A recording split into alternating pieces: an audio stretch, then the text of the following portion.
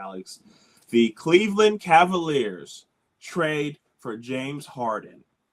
So what this trade was, to give you guys the exact breakdown, was Darius Garland in a second-round pick. This is James Harden being James Harden.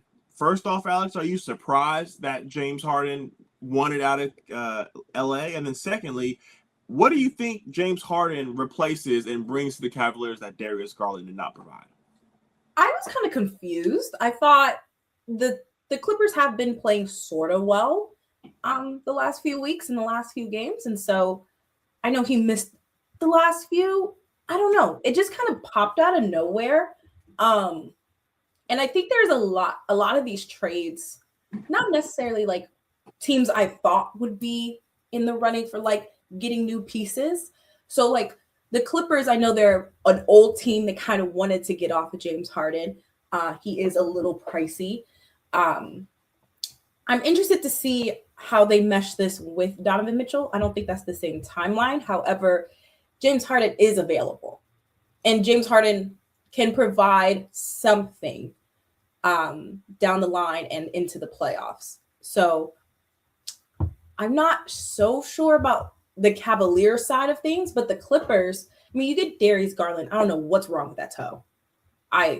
He stubbed that toe 2 years ago and it hasn't been right since. So I'm intrigued to see how Darius Garland kind of comes back in a Clippers uniform. I'm intrigued to see if the Clippers keep Leonard. Don't think they probably will. And I don't know if he's a free agent this summer. I don't think he is. He has 2 more years on his contract, so he's not a free agent. Okay, yeah. So I'm intrigued to see what they do with that going forward. But I think that the Clippers, because they made another trade as well, and they got Mathurin. So they're getting some young pieces. They got John Collins already there. So I'm intrigued to see this like sort of rebuild, because I know they don't have a lot of draft assets. Well, they now have a lot. And I know they have the Pacers not top 4, but like top 10 protected. Not protected. I don't know. A very high pick and a very great draft class coming up. So I'm intrigued to see what they do going forward. You talked about it. You mentioned how good the Los Angeles Clippers were playing. They've been the best team since Christmas. They just won 17 out of 21 games. So Where does this come from? Where does this James Harden trade come from? And I was listening to the Brian Windhorst podcast, and he, after the Christmas break, he went to the team and said, "Could we figure out this deal?" Because he's signed a 1+1. So this year is fully guaranteed at $42 million, and then next year is not fully guaranteed. Only guaranteed money is $13 million. Yeah. So he went to them and said, "Can we make something happen?" And they said, "Absolutely not." So James Harden being James Harden, the thing that we've seen 4 other times this decade, he's out of there. We saw this in 2020 with Houston. We saw it in 22 with Brooklyn. We saw it in 23 with Philly, and now we're seeing it in 2026 with the Los Angeles Clippers. It came on the news that they were in serious conversations for Darius Garland, so everyone started to talk about it. We didn't know if it was going to happen, and then boom, it happens. James Harden sits out 2 games for personal reasons, and Darius Garland's hurt, so there was no need for them to be on the court. Swap out. This is going to be an interesting thing, because if you ask my good friend Kenny, the Cavs are winning it all. The Cavs are back. But James Harden is a generational choker. Every time you need him to play well, he doesn't play well. We saw it last year, just to give you a short sample size. Last year, we saw it Game 7, 7 points, shot 25% from the field. Game 6, when there was no pressure, they were up 3-2. All you have to do is win that game. But him being James Harden, he went out there and had 28 points, shot 50% from the field, and they lost. 2024,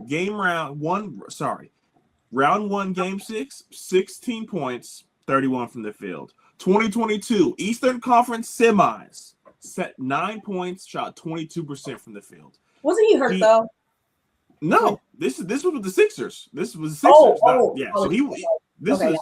MVP Joel Embiid. Yeah. They brought everything they needed to the table for James Harden to deliver, and he couldn't. He came up short.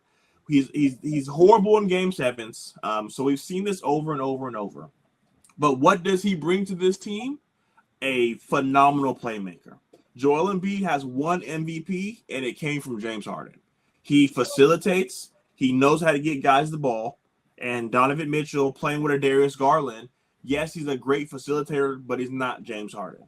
He's a bigger guard. We've seen with the Dames and the CJs, the Ja Morant and the Desmond Bains, it's really hard to win with two small guards. So getting a bigger guard, is James Harden this elite defender? Absolutely not. But he's not a mismatch. You got to respect me. He's a 6'6" guard. Donovan Mitchell's already small enough as it is. So he brings a lot to help this team, but what is he going to do when they need him most?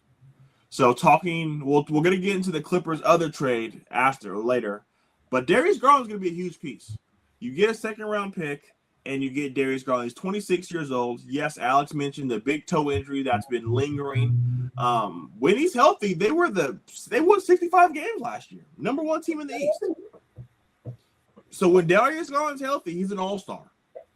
So I get it, when they needed him the most, they were hurt. But Evan Mobley was also hurt. Jared Allen was also hurt. So that as a unit, they just weren't healthy. So it's easy to sit here and point the finger at not Donovan Mitchell, Darius Garland. But if we're not going to point the finger at the other two guys that were hurt out of this big four, we're really doing them a disservice. So what are the Cleveland Cavaliers' outlook on this trade? They had a 5-year window. They re-signed all their guys. They were all young. And now you're essentially a 2-year window. Donovan Mitchell has an opportunity to extend this offseason. And if he doesn't extend, he has one more year on his contract. So this is the Cleveland Cavaliers saying we're going to do whatever we can to make Donovan happy.